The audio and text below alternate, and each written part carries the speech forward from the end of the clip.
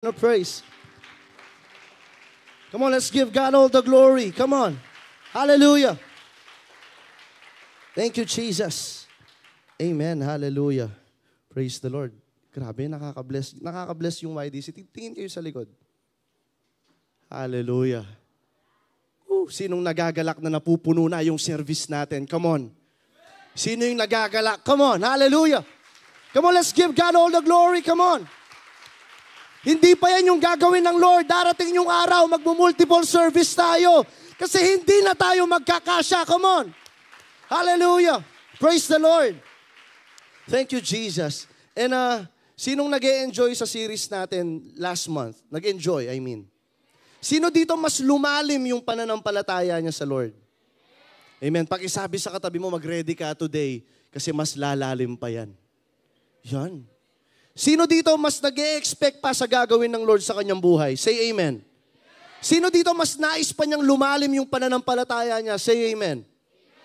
So right now, sa ating pag-uusapan, let us be diligent. Pakisabi diligent in listening to the word of the Lord. Ayan. Seryosohin natin yung pag-uusapan natin this afternoon. Let us embrace. Pakisabi embrace.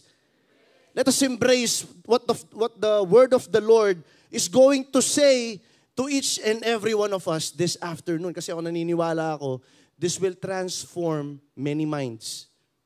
This will transform many lives. Ayan. This will encourage the downcast. Sino dito yung mga nalulungkot? Amen. Kuya, ako po. Sino yung maraming pinagdadaanan? Say amen. Come on. This will encourage us this afternoon. Amen. This will heal us. This will deliver us. Kaya nga tayo sa pag-uusapan natin, let us be excited. Let us be expectant sa gagawin ng Lord. And we are on the theme. Nasa part 2 na tayo. Pakisabi, part 2. Part 2. 2? The unfailing faith. Or nasa series po tayo, The Believers with Unfailing Faith. Hallelujah. Last month, or last week lang yun, no? Last Saturday and Sunday, napag-usapan natin yung unfailing faith ni Joshua and ni Caleb. Ayan, praise the Lord. Napag-usapan natin the unfailing faith of Joshua and Caleb. And makikita rin natin doon na pinag-uusapan din natin, hindi lang si Joshua and Caleb, hindi lang si Moses, but even the Israelites. Amen? Naintindihan natin from that story na meron silang nililid na 3 million na katao papuntang promised land. And this time, I would like to ask you, saan tayo dun sa story?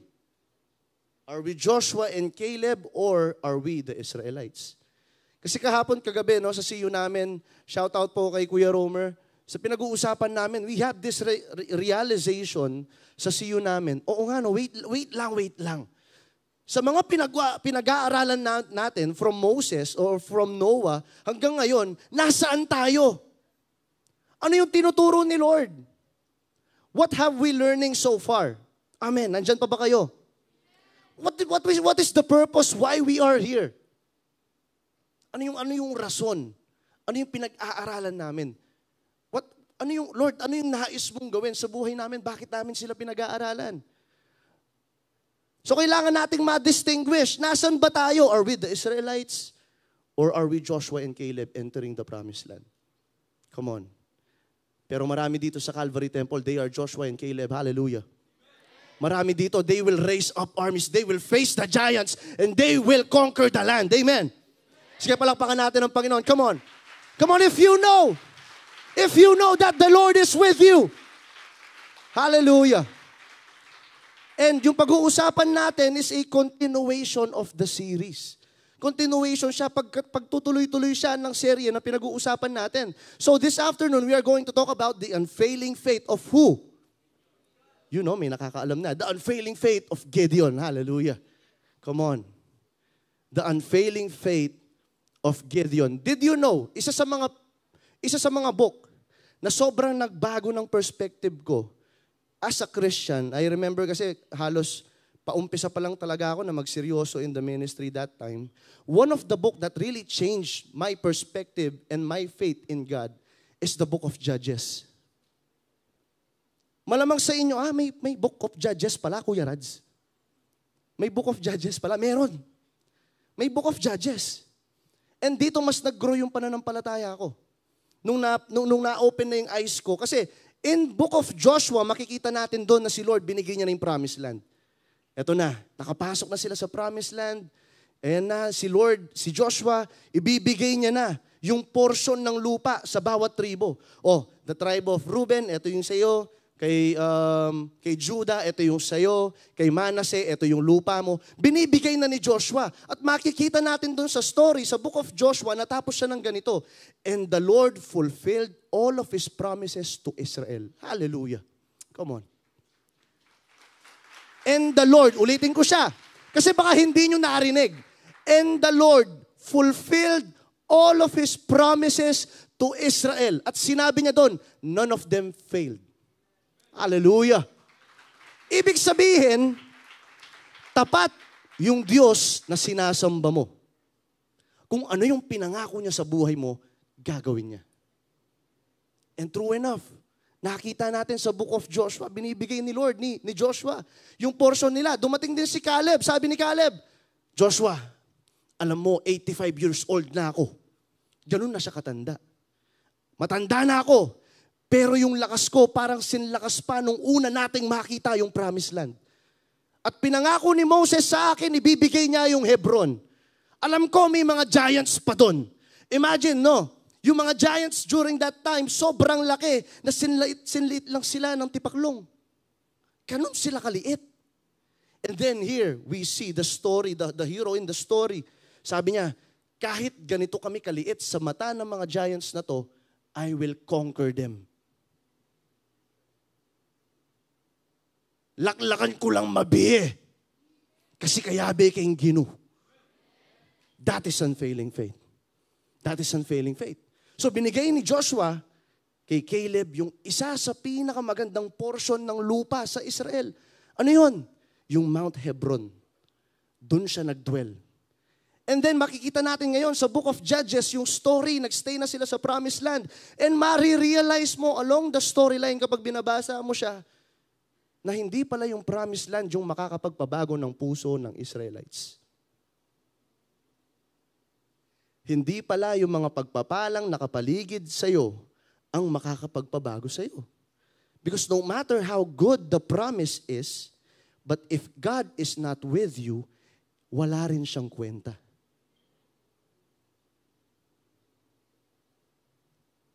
No matter how good the promise is, gaano man kaganda yung promised land na binigay sa'yo ni Lord, pero kung papasok ka doon, tapos wala naman yung presence ni Jesus kasama mo, that place, kahit na promised land siya, could turn into a tragic land. Kasi wala yung presence ni Lord. And here, makikita natin yung Israelites, they are enjoying the promised land. And yet, in the Book of Judges, mababasa mo, basahin ko lang dito, before natin i-start yung topic, sabi niya dito, sa chapter 6 verse 1, sabi niya dito, then the son of Israel did what was evil in the sight of the Lord. Basahin nyo.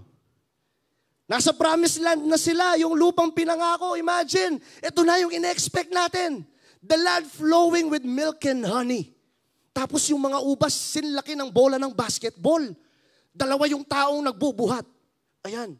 Napakaganda ng lupa. Pinagpala yung lupa. But then, pagpasok nila ng promised land, here's the problem. Nasa promised land na sila, pero yung mindset nila pang Egypt pa rin.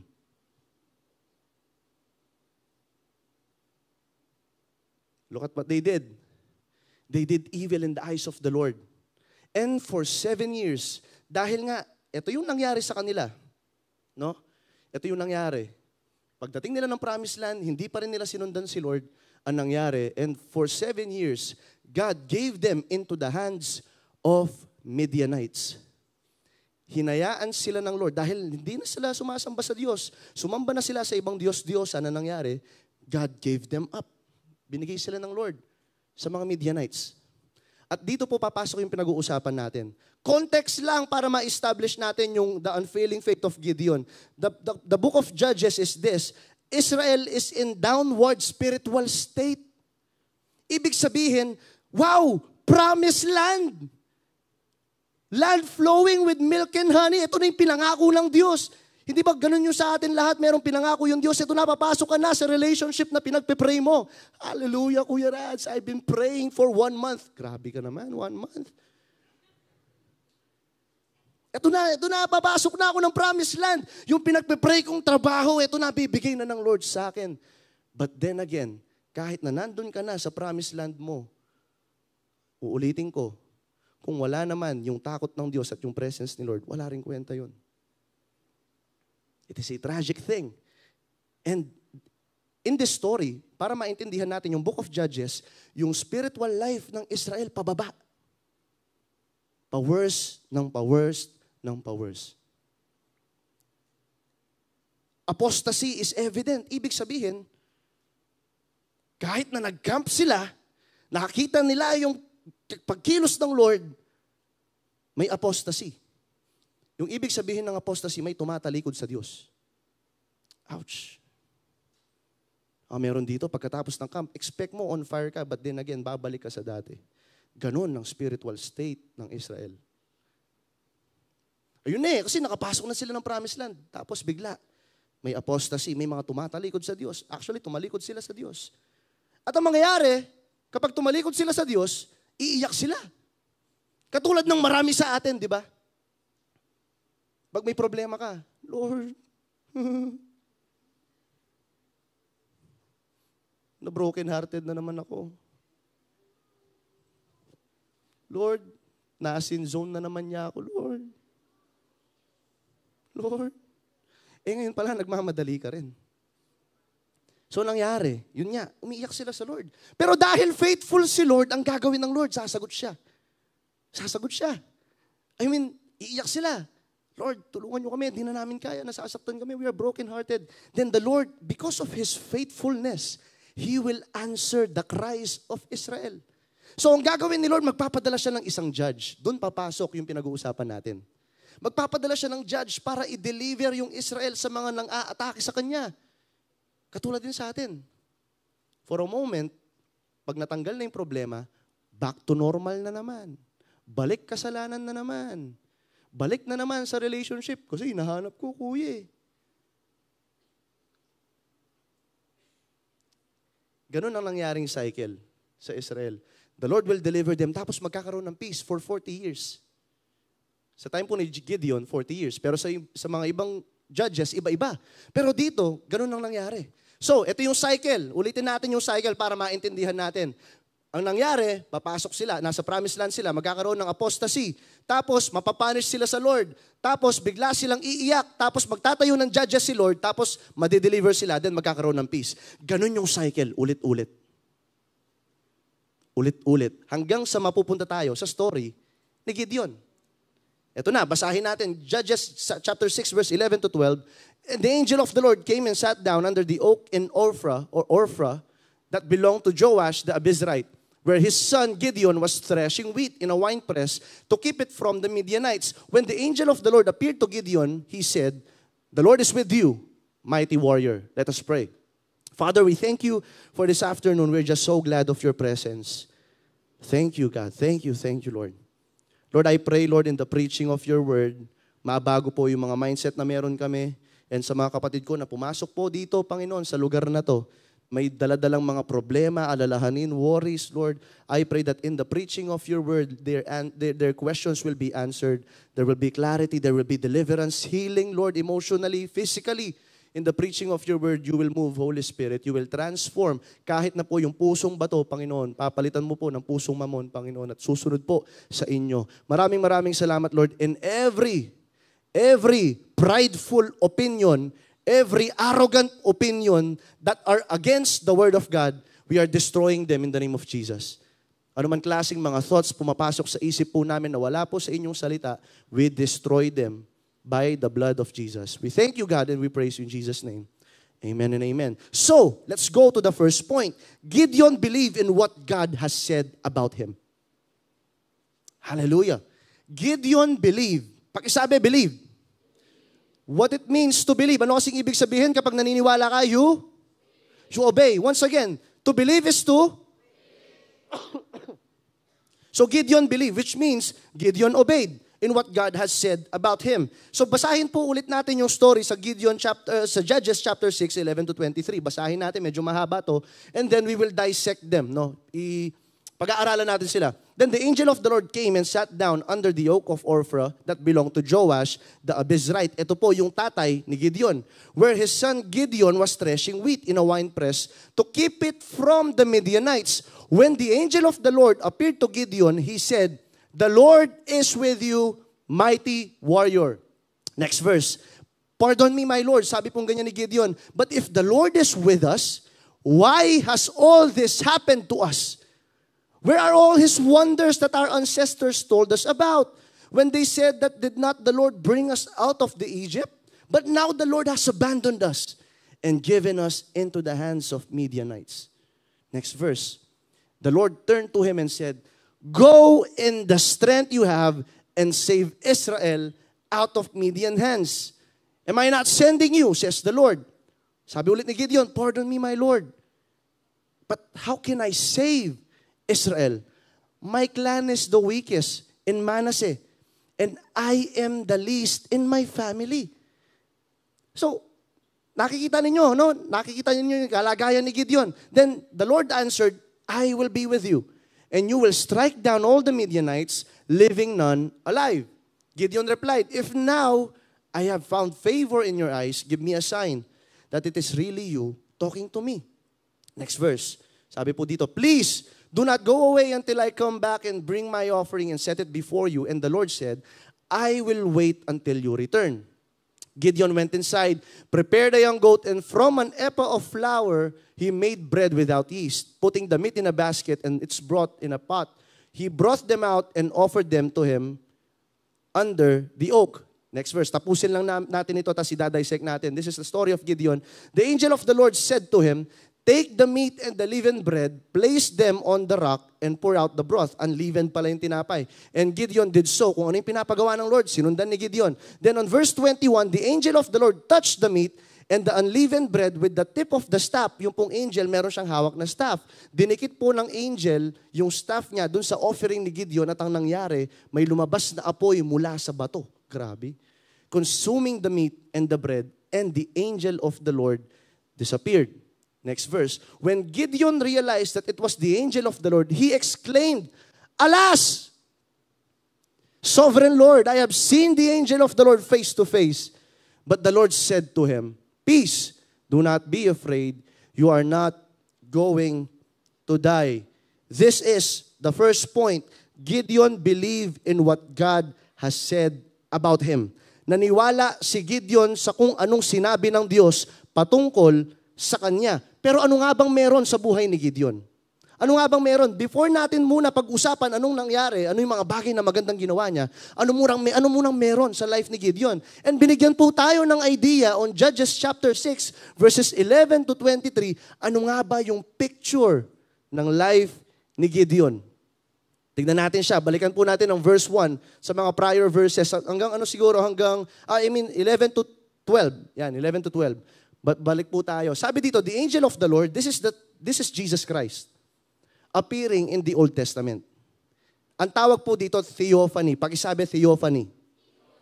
Ang theophany po ay ang appearance po ng God the Son in the Old Testament, intervening sa business ng tao.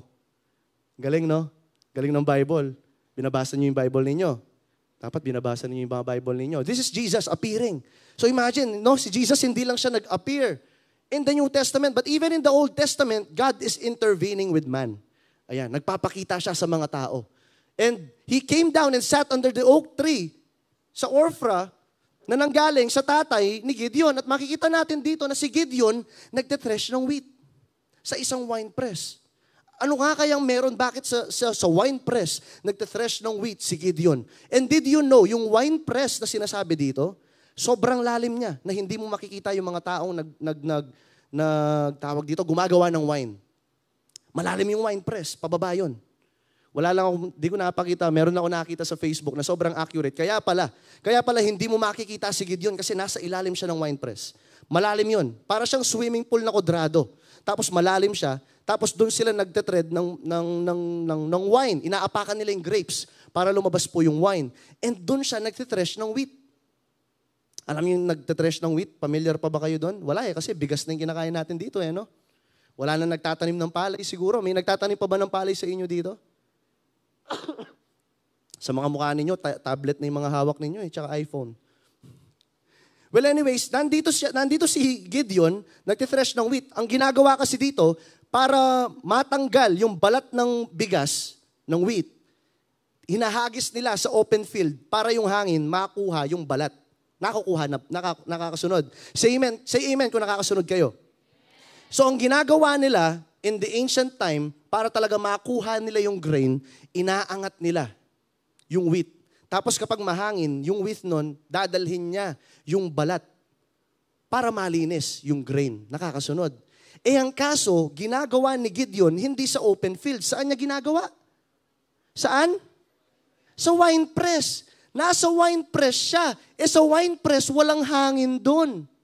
Hindi yan, mahihirapan siya. So makikita natin dito, dahil sa sobrang takot ni Gideon, sa wine press siya, nagtithresh ng wheat.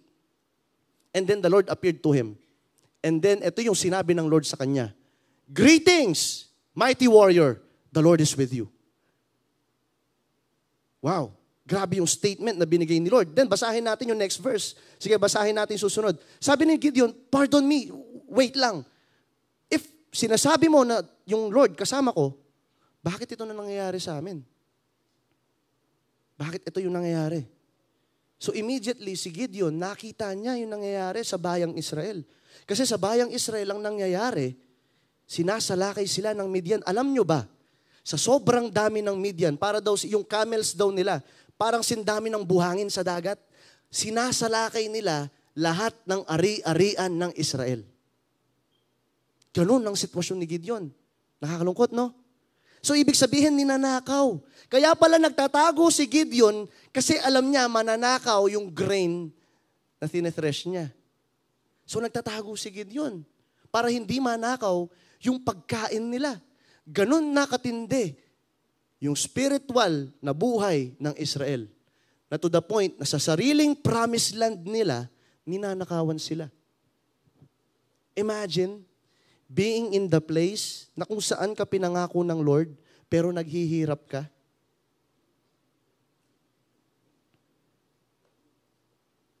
Imagine being in the place na pinagpe-pray mo, no? Pero dahil iba yung nasa puso mo at hindi na si Lord, nahihirapan ka. Yung blessing naging curse. Hello. Kaya, meron sa atin, no, napakagandang blessing ng pagpasok sa relationship. Ito na naman tayo, kuya, may rasta na naman, Ken. Pampira naman, pila ng Sundays ini. Sabado ini, yan namong yan, ipasasabihan tamo. Magbalik tayo ng unfailing faith. Pero we have to dissect this. Kailangan nating magkaroon ng heart surgery. Ayun, no? Sinong nakakaalala doon? Kailangan nating magkaroon ng heart surgery para magkaroon po tayo ng unfailing faith. Amen. And anyone who is willing to undergo that heart surgery will have unfailing faith.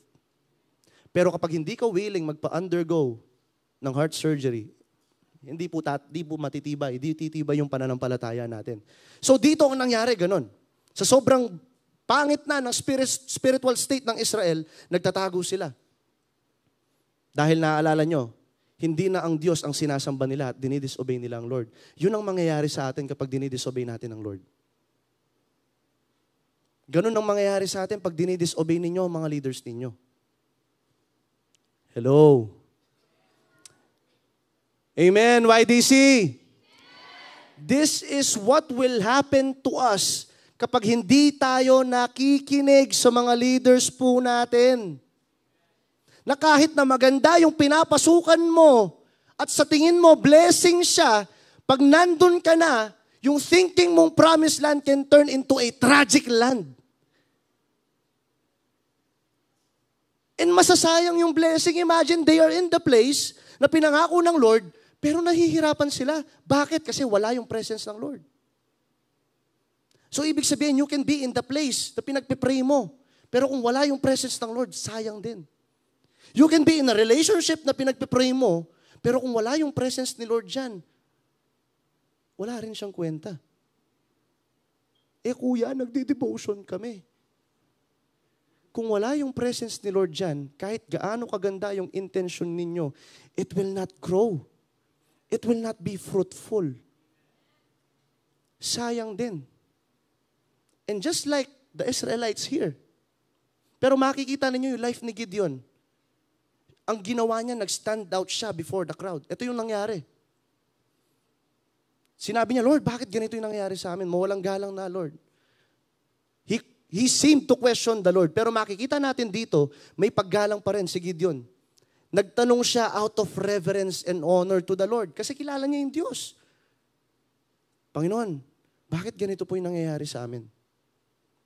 Hindi ba parang ang pangit ng sitwasyon na nararanasan namin ngayon? Sinabi ng mga ancestors namin, maganda yung pangako mo. Bakit ngayon ganito yung nararanasan namin? Ano yung sagot ni Lord sa kanya sa verse 14? Verse 14. Ayun. The Lord turned to him and said, "Go in the strength you have." Hindi niya sinagot yung tanong ni Gideon. And maybe, ito po yung nais ng Diyos sa bawat isa. Ang dami nating tanong sa Diyos, pero ito yung sagot ng Diyos sa'yo. Go in the strength you have.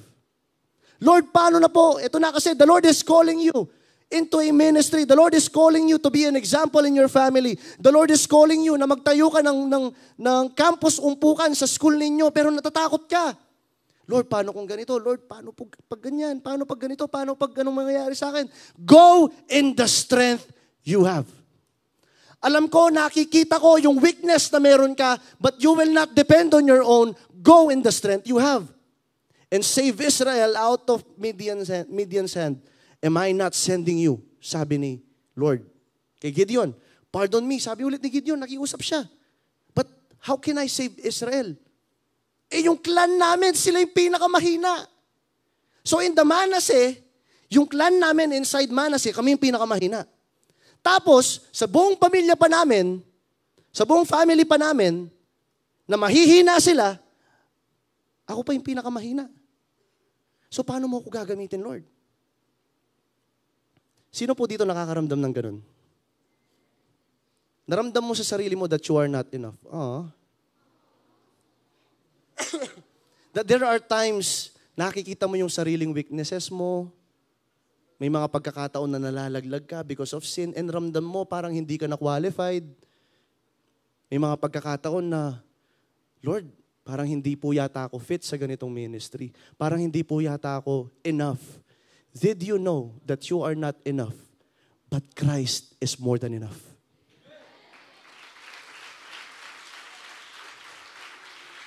Basahin natin yung next verse. Tingnan niyo dito. Sabi dito ng Lord sa verse 16. Look at verse 16.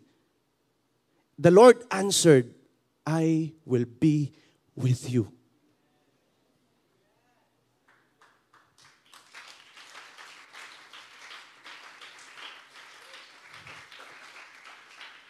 Hindi ka talented, I will be with you. Hindi ka man sapat sa paningin mo, hindi ka man kasing gwapo nila, but I will be with you. Hindi ka man kasing talino, ni ganito, ni ganyan, I will be with you. This is our confidence na hindi tayo sapat, but God is enough. Hallelujah. Come on, let's give Him praise. Sapat na yung biyaya. Sapat na yung presence ni Lord. Come on. Hindi mo kailangan sobrang galing mo. Hindi mo kailangan magdepende sa sariling kaalaman mo. Hindi mo pwedeng magdepende sa sarili mong kabanalan. No, it is Jesus Christ because Jesus is enough. Kung sinabi ng Lord, I will be with you, that is enough. If God is for us, who can be against us? Tignan natin. Next, sabi niya dito, Gideon replied, if now I have found favor in your eyes, give me a sign that it is really you talking to me. Medyo shaky pa rin. Kasi dito natatakot talaga si Gideon eh. Nakikita natin na mahina. No, merong inferiority complex Si Gideon, mababa ang tingin niya sa kanyang sarili. Ewan ko, baka merong ganun dito, no? Na parang ramdam mo, mababa yung tingin sa sarili mo. May mga taong nagsasabi sa iyo sa paligid mo na wala ka namang mararating sa buhay, magiging ganyan ka na lang. May mga ganito tayong boses na naririnig, but this is the promise of the Lord. I will be with you. Hallelujah.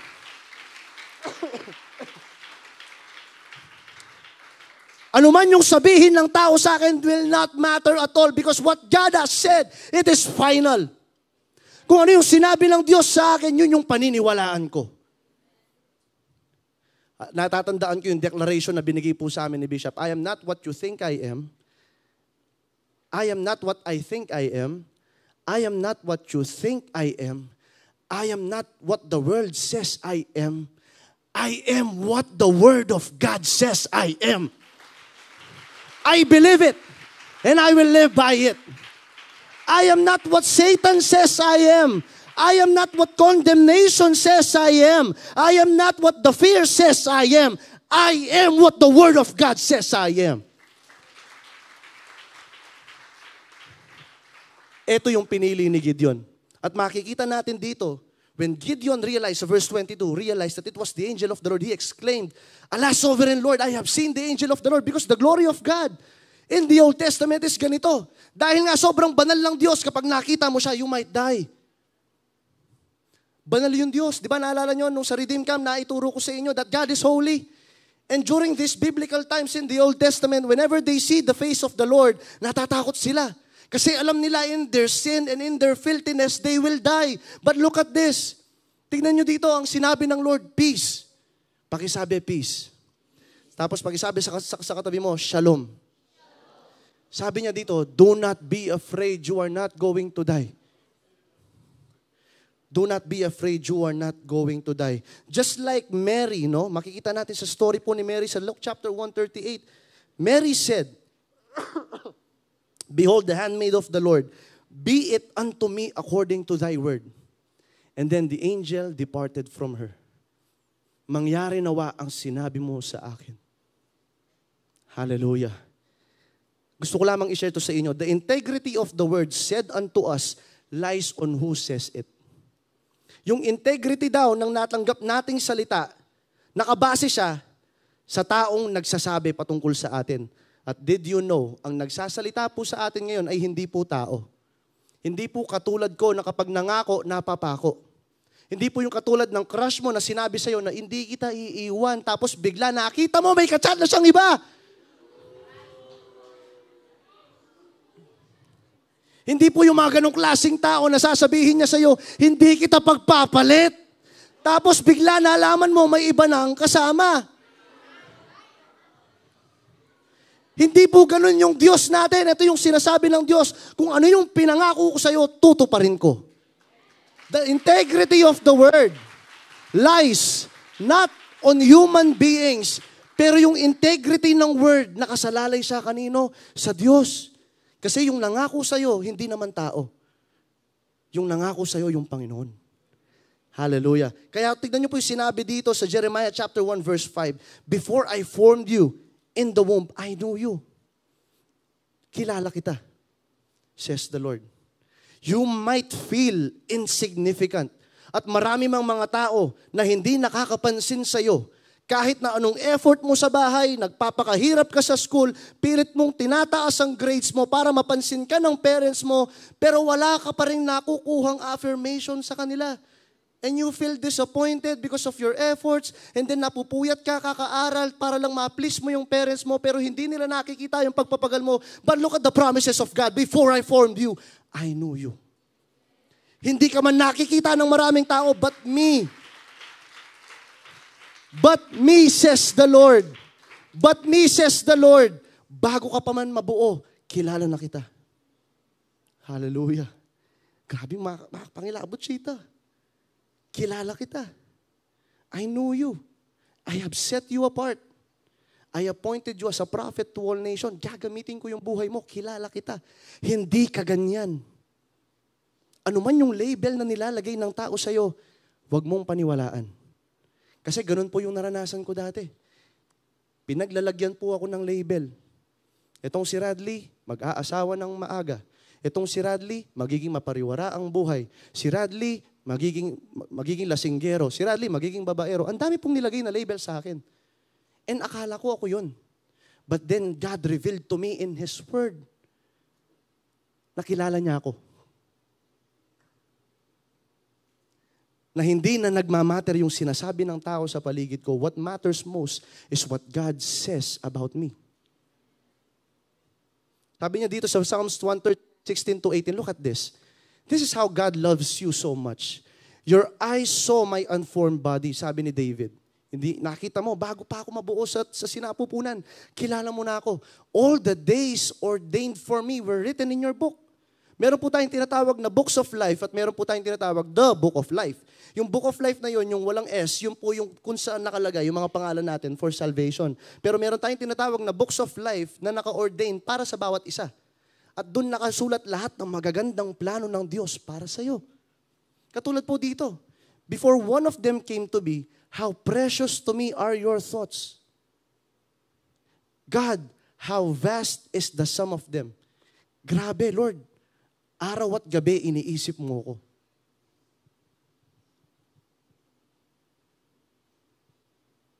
Araw at gabi, may maganda kang plano sa akin. Kung bibilangin ko sila, sabi ni David, para akong nagbibilang ng buhangin sa lupa, sa sobrang dami nila. Tapos paggising ko, yung presensya mo nandyan pa. Ganon magmahal si Lord. Tapos ibababa mo yung standard mo sa lalaking hindi ka naman kakilala.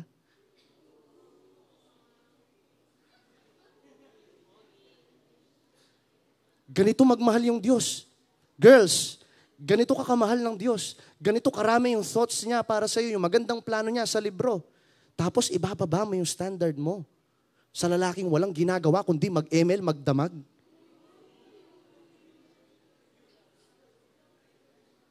Kayo namang lalaki na kung pangasyas buntok, nung sinabi na ning Gino, yapa mo yung iperso mo, yung ginupa mo yung iperso mo, nakamasyas buntok. Amen. Kaya nung sinabi na, rempengari yung maglinis kong bale. Nakakapali yung buntok. Ang ganda ng message, oh. Ganito magmahal yung Diyos. And sinabi dito, they are ordained for me. Ibig sabihin, naka-ready na sila. Beforehand. Yung mga magagandang plano ng Diyos para sa iyo. Pero ito yung problema. You have to submit sa will ng Lord. Hindi po ito one time, big time na kapag umupo, okay, ito pala, maganda pala yung plano ng Diyos sa akin, tapos uupo ka na sa inyo, tapos mag-e-ML ka na, magdamag. Hindi po siya ganyan. You have to coordinate with the will of the Lord. Ito yung sinet ng Diyos, kailangan mong malaman sa Kanya, kilalanin mo yung Diyos. You have to set time for devotion, you have to pray, you have to attend church, you have to see you. Kailangan mong malaman ano yung magandang plano ng Diyos sa buhay mo at mararanasan mo yun. Mararanasan mo yun dahil nakaset na sila beforehand. They are ordained for you personally. Hindi para sa katabi mo. Pero may naka-ordain na magandang plano ang Diyos para sa'yo. Pero kapag hindi ka sumunod sa Diyos, hindi mo siya mararanasan. Kahit gaano man kaganda yan.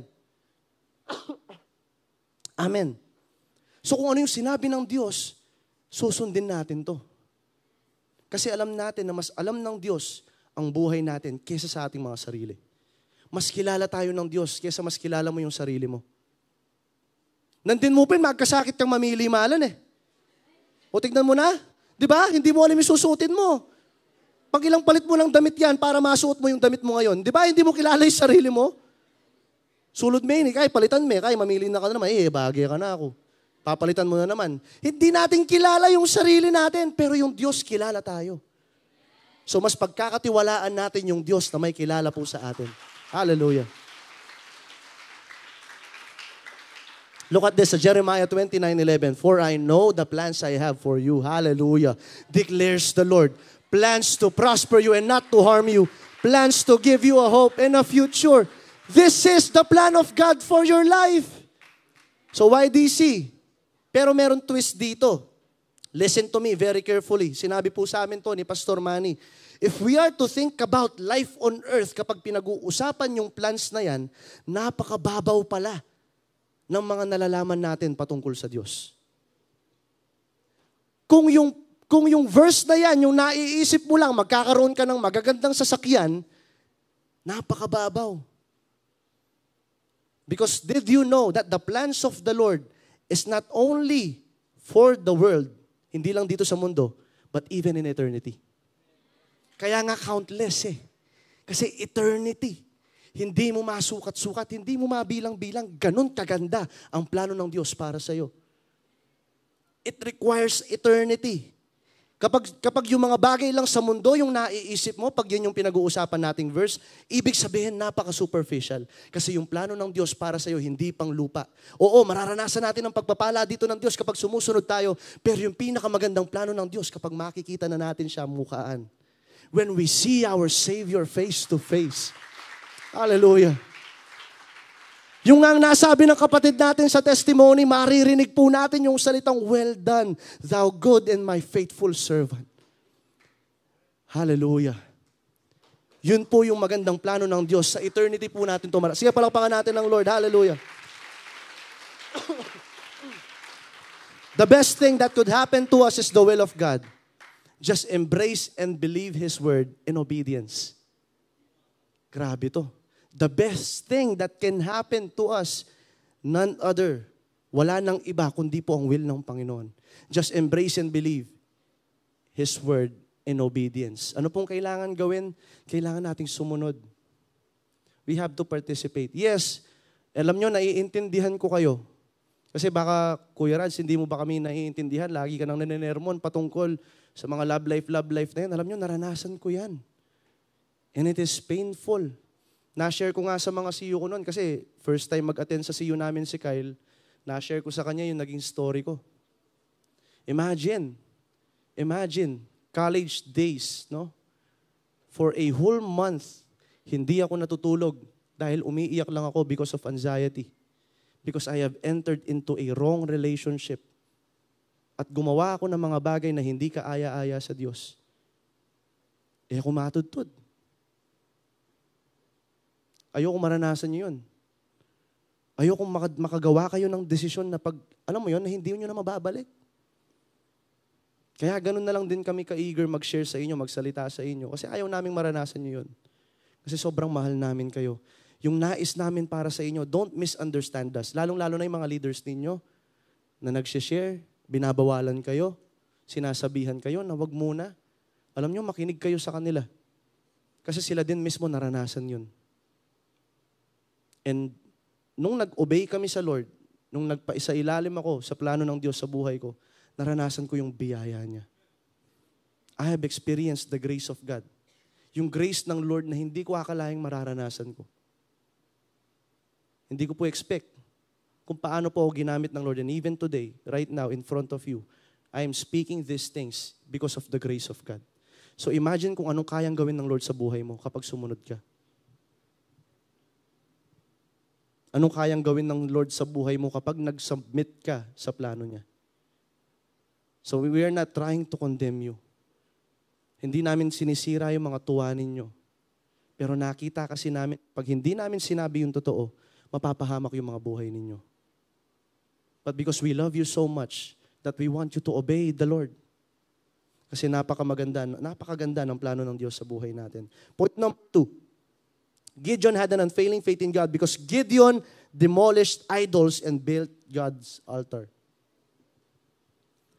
Ang ginawa po ni Gideon immediately nung natanggap niya yung salita ng Diyos, dinemolish niya yung mga altars.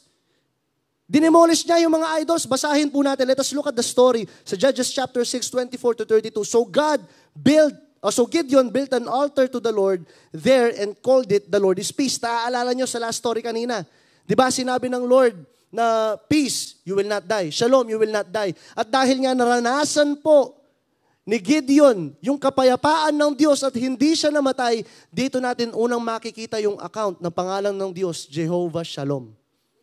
And called it the Lord is Peace. Nagtayo ng altar si Gideon and during During those times in the Old Covenant, kapag nagtatayo ka ng altar, it is a place of worship where you have encountered the Lord. Kaya nagtayo ng altar si Gideon, dito yung place of worship niya. To this day, it stands in Ophrah of the Abiezrites that some night the Lord said to him, take the second bull from the father's herd and one 7 years old. Tear down your father's altar to Baal and cut down the Asherah pole beside it. Excuse me. Bakit kaya na gusto ng Diyos, bakit kaya bago gamitin si Gideon, nais ng Lord na masira muna lahat ng idol sa bahay ni Gideon? Bakit kaya? Ano kaya meron? Bakit pinapasira ng Lord? Alam nyo ba na hindi gagamit ng vessel ang Panginoon na kapag may idol na nakaupo sa puso ng tao? The Lord will not use a vessel that is not dedicated to Him for service. Hindi gagamitin ng Lord ang isang tao na punong-puno ng idol o sumasamba sa mga Diyos-Diyosan. Kasi nga naman, the Lord is a jealous God. Hindi siya makikipag-agaw. Actually, nilalang tayo ng Diyos. Kaya nga ayaw ng Diyos na may kahati siya sa atin. At basahin muna natin to. That's next verse tayo. Then build a proper kind of altar to the Lord your God on the top of his height, using the wood of the Asherah poles that you cut down. Offer the second bull as a burnt offering. Sirain mo lahat ng mga altar ng tatay mo, lahat ng mga tinatayo nilang mga Diyos-Diyosan, sirain mo yan lahat. So ang ginawa po ni Gideon, sinira niya. He tear down the altar. So Gideon took 10 of his servants, verse 27, and did as the Lord told him. Did Gideon obey? Did Gideon obey? Did Gideon obey? Ang ginawa po ni Gideon, immediately nung natanggap niya yung word ng Lord, sumunod siya. As simple as that. O sige, since susunod ka sa akin, lahat ng mga altar na hindi para sa akin, sirain mo lahat. Bakit kaya? Kuya, anong masama doon? Kasi wala naman yung altar lang naman ni Baal yun eh. Did you know that the worship of Baal is like this? Ang ginagawa po nila para sambahin nila si Baal during the Bible times, mag-o-offer po sila ng baby sa kanya. Susunugin po nila yung bata sa harapan ng altar ni Baal. And then, para hindi nila marinig yung iyak ng bata, magpapatugtog sila ng malakas na music para yung iyak ng bata at iyak ng nanay hindi nila marinig. That is how they worship Baal during the times. Katulad po ni Molech. Ganun po ang pagsamba nila. Kaya tapat lang na alisin po ni Gideon yung altar na yun. Kasi nakakadumi siya bilang vessel ng Lord. Di ba gagamitin siya ng Lord? Gagamitin siya, tinayo siya bilang judge. So hindi pwede na yung namumuno sa Israel, punong-puno ng idols. Yung kanyang buhay. So pinaalis ng Lord. Pinaalis to ng Lord. And then tignan yung verse 31. But Joash replied to the hostile crowd. Kasi nagalit eh. Nagalit yung mga tao. Tignan nyo to kasi ang ginawa ni Gideon pala, sinira niya yung altar ng gabi. Kasi natatakot siya. Ibig sabihin, YDC, you can obey the Lord and still have fear in your heart. Pwede kang sumunod pero natatakot ka. And the Lord understands that. Pero hindi ka pwede or hindi ka pwedeng mag-dwell sa takot na yon. You have to face the fear. You have to face the fear. Pero makikita natin dito sa story that si Gideon, sa gabi niya sinira kasi natatakot siya. Baka makita siya ng taong bayan. So ang ginawa niya, sinira niya lahat and then bigla yung mga tao, napansin nila, nasira yung altar ni Baal. Tsaka ni Asherah. So nagalit sila, pero tignan niyo ang sagot ng tatay ni Gideon. But Joash replied to the hostile crowd around him, are you going to plead Baal's cause? Are you trying to save him? Whoever fights for him shall be put to death by morning. If Baal is really God, he can defend himself when someone break down his altar. Kung talagang Diyos yung Baal na yan, kailangan niya, siya yung mag-defend. Kung talagang totoo siya. And this might be the message of the Lord sa ating lahat. This is the message of the Lord. That you might have an altar of Baal in your heart. Meron ka mang Diyos-Diyosan na sinasamba. Hindi mo man siya nakikita physical, but you have to make sure, YDC, na yung Diyos-Diyosan na yan, masasalba ka. Lagi ko itong nasasabi sa inyo. You have to make sure. You have to make sure na yung sinasamba mong yan, Maliligtas ka papuntang langit. Oh, you have to assess. Kailangan mong tignan. Kailangan mong tignan. Kasi sabi sa Exodus 23:6, you shall have no other gods before me. Wala dapat ibang Diyos, maliban ako. So kung ako yung susundin mo, dapat wala nang ibang nasusunod sa akin. O wala man dapat akong kapareho, sabi ng Diyos. Pero hindi ba madalas ganito yung ginagawa natin? Hindi ba madalas ganito yung ginagawa natin? We worship the Lord and we compromise with other things. Parang may kahati pa rin si Lord sa puso mo. Hindi ba parang ganon? Mag-a-attend ka ng YDC, pero pag uwi mo ng bahay, sub-sub ka sa ML. Tataas ka ng kamay dito, lumulundag-lundag ka, pag uwi mo sa bahay, chat mo naman yung nanakit na naman sa puso mo. Hindi ba ganun tayo? Pinipilit natin, we are trying to walk. Pero sinabi ng Lord, you cannot serve two masters. Hindi pwede. So tingnan natin dito, sabi niya, you shall not make for yourself an image in the form of anything in heaven above or on the earth beneath or in the waters below. Sabi po dito, nowadays, yung idols, minsan hindi naman yung mga nakikita mong Diyos-Diyosan sa mga simbahan, sa Katoliko. Hindi po ganun. Yung mga idols ngayon, yung po mga bagay na kumukuha ng atensyon mo at mas nangunguna kaysa sa Diyos. Ano yung mga bagay na yon? Or sino yung nakaupo dyan sa puso mo? Because you want to worship the Lord, amen? You want to worship God. Pero hindi po pwedeng may kahati yung Diyos. Hindi po pwedeng may kahati siya dyan sa puso mo. Hindi pwede. Hindi pwedeng sumasamba ka sa Diyos tapos pag uwi mo ng bahay, nagkakasala ka laban sa Kanya. Hindi po pwede yung nagtataas ka ng kamay dito, you're worshiping the Lord, tapos pag uwi mo ng bahay, minumura mo yung parents mo, nilalabanan mo, hindi ka mautusan sa bahay, nagre-rebelde ka. You cannot serve two masters. Hindi siya pwede, YDC. Hindi siya pwedeng ganun. So kung sinasamba talaga natin ang Panginoon, sino yung nakaupo dyan sa puso mo? Yung crush mo ba? Si Bini ba? Sinong Bini yan?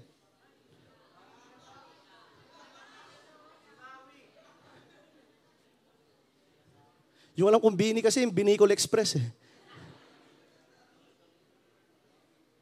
Pero nakukuha nyo ba, nagigets nyo ba ako, YDC? As simple as those things, as small as those things, ang late lang ng mga bagay na yon.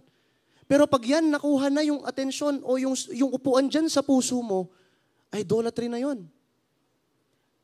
And did you know, even ministry can sit at the throne of your heart? Kahit po yung ministry, pwedeng umupo dyan sa puso mo. Pwede mong isipin na ginagawa mo siya para sa Panginoon, pero pag uwi mo ng bahay, ni kausapin ng Diyos, hindi mo magawa. So let me ask you this question, who is seated at the throne of your heart? Dahil nais ng Diyos na malinis po yan. Basahin po natin sa 1 John, tingnan niyo po ito sa 1 John 5:21. Dear children, keep yourselves from idols. Next verse, tignan po natin yung isa. Colossians 3:5. So put to death the sinful, earthly things lurking within you. Lahat ng mga makamundong bagay, alisin po natin sila. Ano yung mga bagay na kumukuha ng atensyon mo? It may be your cell phones. Yung screen time ninyo, gaano katagal? Pag nagbasa ka ng word, okay na yung metong chapter, yari na ako. Hello? Nandyan pa ba kayo? Who is taking your attention? Dati pag YDC, kinikilig ka. Ngayon, sa crush mo na, kinikilig. Anong nangyari? Hindi, seryoso, anong nangyari? Dati you're so passionate in serving the Lord. Ngayon, may kahati na yung Diyos. Dati pagdating sa Panginoon, ganado ka. Di ba? Ang eager mong mag-evangelize. Kasi natutunan mo kung gaano ka kamahal ng Lord, tapos napunta ka lang sa school, na-promote ka lang ng konti, akala mo kung sino ka na. Nakalimutan mo na yung Diyos. Sino talagang nakaupo dyan sa'yo? Minsan hindi man bagay. Sinong nakaupo dyan sa puso mo? Minsan hindi man bagay, minsan hindi man ibang tao, pero minsan ikaw. Ako yung Diyos. Ako yung masusunod. Sabi ng Lord, they worship me with their mouths, but their hearts are far from me. Ang ganado nilang magpuri sa akin sa panlabas, pero yung puso nila malayo sa akin. So kanino yung puso mo? Sino yung kumukuha dyan ng atensyon? Kanino mo mas nilalagak yung devotion at affection mo? Sa tao na ba? Sabi ng Lord, whoever loves their family more than me are not worthy of me. Dito ko naiintindihan kung bakit yung mga nagrereklamong Israelites hindi sila pinapasok ng Diyos. Kasi sabi nila, di ba, Lord, paano na yung mga asawa namin, yung mga anak namin, paano na sila? Hindi nila nakita yung faithfulness ni Lord. Kasi nakatingin sila kanino? Sa sarili nila. Wala ka man sigurong hinahawakang mga idol sa kamay mo, wala ka man sigurong mga sinasambang Diyos-Diyosan, pero yung nakaupo naman dyan sa trono, baka naman ikaw. So you have to assess. You have to assess yourself. Sabi sa Philippians 3:18-19, for as I have often have told you before and now and tell you again, even with tears. So ganito na kadesperado si Apostle Paul that even with tears, I am commanding you this. This is what I am telling you. Many live as an enemies of the cross of Christ because the very thing that he is treasuring may kumakalaban. Ano yung kumakalaban doon? Earthly things. Mga bagay sa mundo. Na instead na minamahal nila kung ano yung ginawa ni Kristo, kung sino si Kristo sa kanila, they are loving the things of the world. They are loving the influence. They are loving the things of this world. They are loving the wealth. Yung pera. So, anong nangyari? Look at this. With tears. Kasi yung pinaka-pinapahalagahan ni Apostle Paul, kinakalaban nila. Many live as an enemy of the cross. Ano yun? Their destiny is destruction. Their God is their stomach. And their glory is in their shame. Their mind is set on earthly things. Saan nakatuon yung pag-iisip mo, kapatid? Right now, na pinag-uusapan natin ang salita ng Diyos, marami sa inyo ang iniisip nyo na ngayon, cheese bread.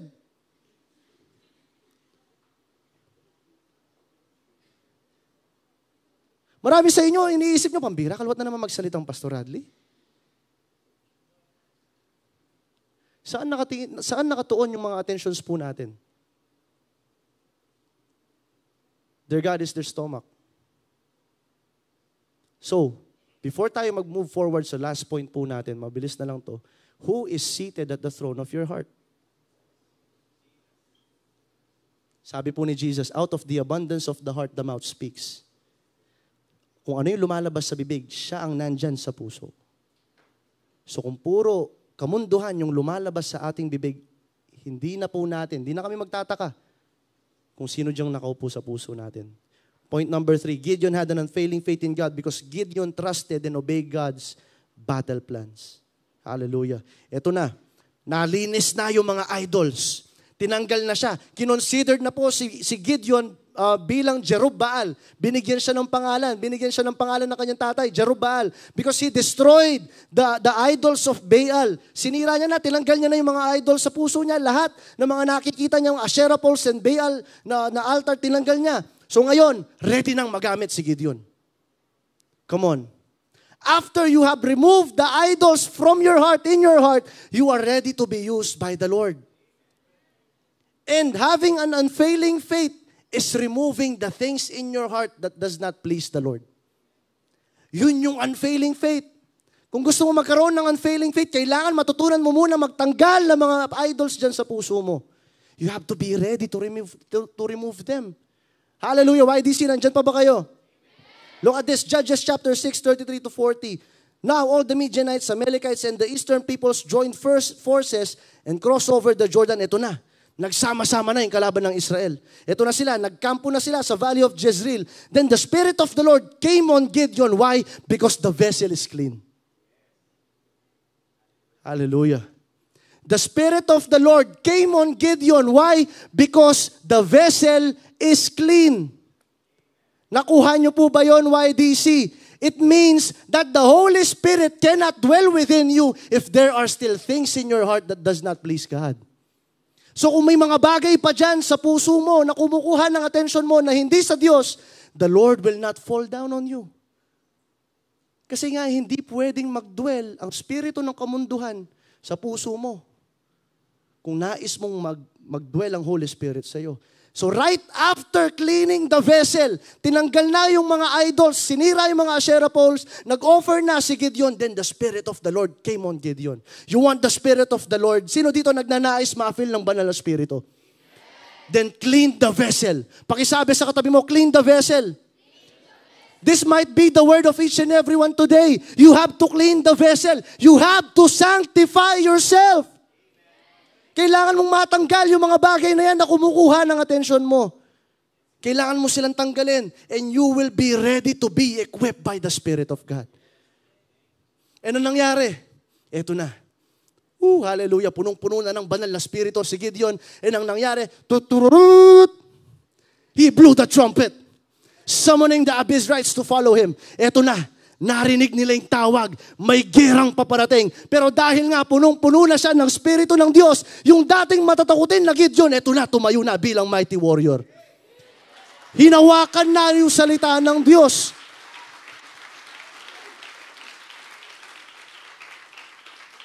Dahil wala nang kumukuha sa puso ni Gideon, punong-puno na siya ng salita ng Diyos, punong-puno pa siya ng kanyang banal na Espiritu. So he is ready for battle. If you want to be ready for battle, you have to be Spirit-filled and you have to be filled with the Word. Hindi po pwede na manirahan tayo sa dating experience natin sa youth camp. No, we have to persevere. We have to set the fire again. Katulad nga nung napanood natin na testimony ni Ate Jaira, no? Ate Jaira, hallelujah. Katulad ng testimony niya, you have to put logs on the fire. Kailangan mong magbigay. Kailangan mong mag-pray. Kailangan mong mag-spend time in devotion. You have to make the fire burn once again. And dito makikita natin na nayuan na si Gideon. Ready na siyang humarap. Ito na. So ito na. The trumpet blows. Tuturut! Yung mga tao nagdatingan. Yung mga warriors nagdatingan sila. Ito na. So Lord, ito na kami. Come on. Sino yung lalabanin namin? Ito na, dahil yung mga 32,000, nagsama-sama na sila. Ito na, ready na sila, haharap na sila sa Diyos. Tapos bigla, Gideon, masyado kayong marami. Lord, ito na, ready na kami, yung banal na Spirito nasa akin na, tapos marami pa kami. Tingnan natin. Lahat ng mga natatakot, pauwiin mo sila. Sabi niya ganyan. Tignan niyo to, sa verse 2 ng Judges 7 to chapter 2, sa verse 2, tignan natin, that the Lord said to Gideon, you have too many men. I cannot deliver Midian into the hands. Kasi baka magyabang yung Israel. Baka sabihin nila, kaya sila naging victorious dahil sa mga sarili nila. So ganito yung gagawin ko. Lahat ng mga natatakot, umuwi na sila. Kasi ito na, nagsamon ng trumpet si Gideon eh. At kapag nagsamon ka ng trumpet, it is like a battle call, battle cry. Alam na nila na makikipaggera. So yung 32,000 men lumapit kay Gideon. Tapos ang instruction ng Lord, kung sino yung mga natatakot, umuwi. Sabi na siguro, ay pampihira. Tama nga putot buntok, bulita na. So umuwi sila. So, now announce to the army, anyone who trembles with fear may turn back and leave Mount Gilead. So 22,000 men left, while 10,000 remained. Lord, ito na, 10,000 na kami. Hallelujah. Come on. Sharabakande. We are so ready. We are going to conquer the Midian. Wait lang. Wait lang, Gideon. Basahin natin yung next. Ano yung sabi sa verse 4? But the Lord said to Gideon, dami pa rin kayo. Ang bihira, Lord. Ready na ako, oh. Ready na ako. Ready na ako eh. Come on, ready na ako. Tapos bigla, Masyado silang marami, buhasan mo yan. Hira, Lord. So ganito yung instruction. Sige. O Lord, susunod kami. Ano yung magiging instruction mo? Take them down to the water, and I will thin them out for you there. If you say, this one shall go with you, and he shall go. But if I say, this one shall not go with you, he shall not go. So ako yung pipili, sabi ng Lord. O sige, Lord, do as you please. Susunod kami sa iyo. So nangyari, namili pa rin si Lord. Next verse, basahin po natin. So Gideon took the men down to the water. There the Lord said to him, separate those. 10,000 ha? Naalala, ilan sila? Nung una, ilan sila? 32. Ngayon, ilan na lang? 10,000. So ito na. Ito yung instruction ng Lord sa kanila. So, separate those who lap the water with their tongue as a dog, laps from those who kneels down to drink. Lahat ng mga luluhod, tapos iinom na parang aso. Tapos, ang nangyari, 300 of them drank from the cupped hands. Kumuha sila ng tubig, tapos ganun sila uminom. Yung iba naman, lumuhod na parang aso para uminom. So next verse, tingnan natin ang nangyari. Ano kaya naging sagot ng Lord sa kanila? Then the Lord said to Gideon, with 300 men. Ha? 300.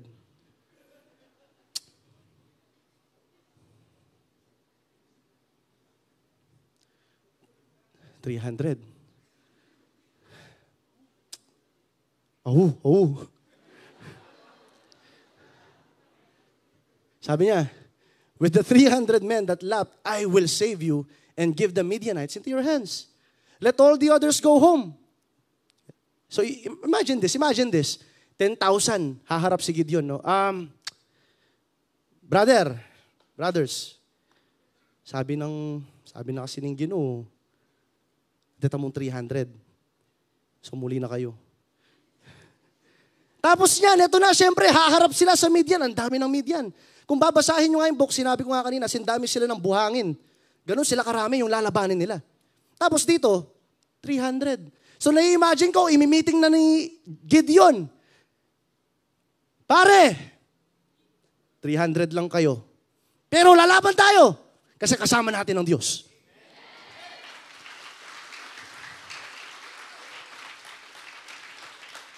Hindi na bale kung konti tayo. Kung kasama natin ang Diyos, sa atin ang majority, we will win this war. And right now, you might feel insignificant. Come on. Siguro nararamdaman mo na parang tinatabas ka ng Diyos. And then you are left to yourself, Lord, adequate pa ba ako?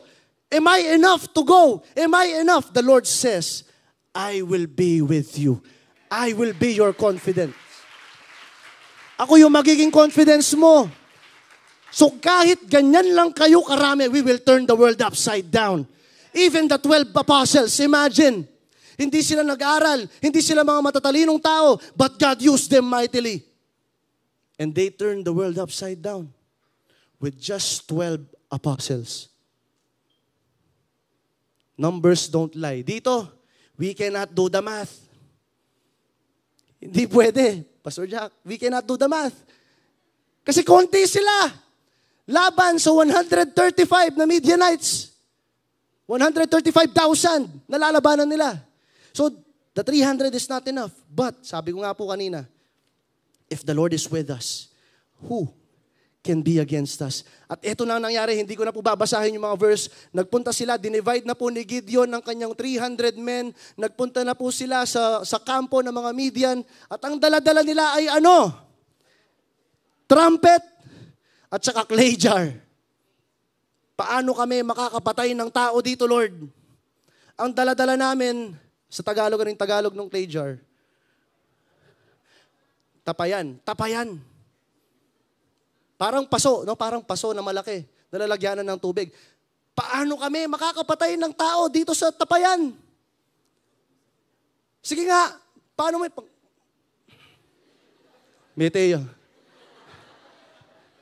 One hit. Tapos yung trumpet. Sige nga, bibingiin mo na lang yung kalaban mo. Tuturut. Hanggang sa mabingi sila. So imagine the instruction, pumunta kayo doon, ang dala-dala ninyo, trumpet, tapos tapayan, clay jars. You were going to fight the Midians. And guess what happened? Ito yung battle cry nila. Anong sinabi nila dito? Ano yung sinisigaw nila? Ito yung sinigaw nila. Nasa na tayo? May wala tamo.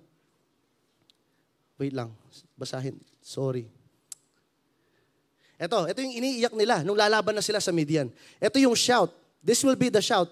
Sabi nilang ganyan, for the Lord and for Gideon. Pampihira, kasama yung pangalan ni Gideon. Yung matatakutin na tao ngayon, kasama na siya.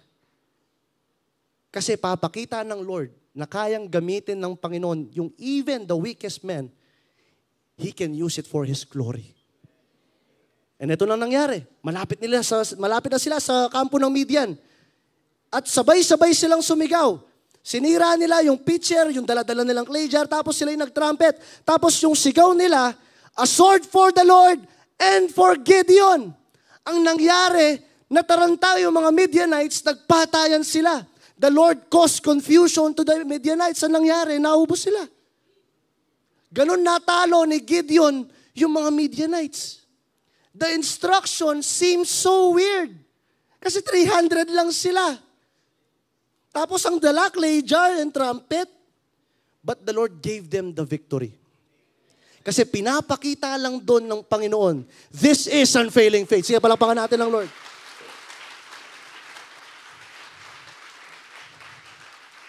This is unfailing faith. That you do not trust on your own self, but you trust on the one who can do it. That is unfailing faith. Yung alam mo, hindi ka capable sa sarili mo, but you have a capable and powerful God. That is unfailing faith. Yung alam mo sa sarili mo that you are not enough, that you are not well-equipped, that you know with yourself kapag wala ang Diyos, wala ka. This is unfailing faith. That God is all-powerful and you can depend on Him. Gaano man ka-weird yung instruction. At naranasan po ni Gideon ang victory. Dahil sumunod siya sa Diyos. That is unfailing faith. Pwede tayong mag-aral. Pwede tayong magpaka-equip.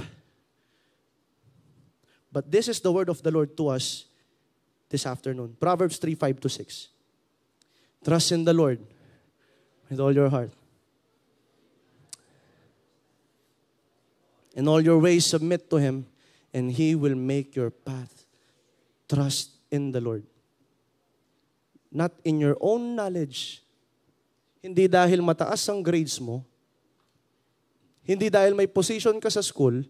Hindi dahil theologian ka. Hindi dahil nagbabasa ka ng maraming libro. Hindi dahil magaling ka. But you have to trust in the Lord for you to experience the victory. God does not qualify. Ang tawag doon, He qualifies the called. The called. God does not qualify the called. Nano ka no? He does not call the qualified. He qualifies the called. Ibig sabihin nun, hindi pumipili ng Diyos yung nakikita po nating mga matataas na tao na kilala na makapangyarihan. No. He is using imperfect persons to trust Him. Sino dito nakakaranas ng insignificance sa buhay nila? Nakatulad ni Gideon, natatakot ka. Sa family mo, you feel weak. You are the weakest in your family. Madalas, nami-misunderstood ka. Sino dito yung nakakaranas nun? Sinasabi po ng Lord, magtiwala ka sa Kanya for you to experience His victory. Unfailing faith is trusting and obeying God without hesitation, even if His ways are incomprehensible. This is unfailing faith. Sige po, tayo po yung magtatapos na. The unfailing faith of Gideon. Gideon believed in what God has said about him. Gideon demolished idols and built God's altar. Gideon trusted and obeyed God's battle plans. Ito po yung YDC verse challenge po natin, Romans 12:2. Don't copy the behaviors and customs of this world, but let God transform you into a new person by changing the way you think. Then you will learn to know God's will for you, which is good, pleasing, and perfect. Ano po yung ibig sabihin ng Lord? Sige po, siguro tayo na muna tayo as we have our Holy Communion. Habang nililid po tayo ng ating worship team, if you feel insignificant, ramdam mo na parang you're not worthy, alam mo sa sarili mo, nagkamali ka, alam mo sa sarili mo, you have failed, this is the best time for us to commune with the Lord. No, let us just acknowledge, this is unfailing faith. Tandaan nyo to, YDC, before tayo kukuha ng cup at ng bread, this is unfailing faith, na mas mataas si Kristo kaysa sa atin.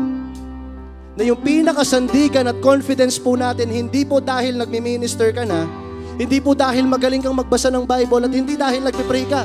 The only confidence we will have is Christ alone. Just like what we have talked about. Si Gideon, in and of himself, wala po siyang kalakasan. Sa sarili po ni Gideon, alam niya na matatalo ang Israel. Pero dahil nagtiwala siya sa makapangyarihang Diyos, he experienced victory. If you are experiencing loss right now, at nararanasan mo na parang insignificant yung buhay mo, remember this, Christ died on that cross for you. Your own righteousness and your own efforts cannot save you. Na kahit mag-attend ka ng consistent sa YDC at manalangin ka, that is not enough. Even your good deeds will not be enough for you to save you. But the only one that can save you is Jesus Christ on the cross.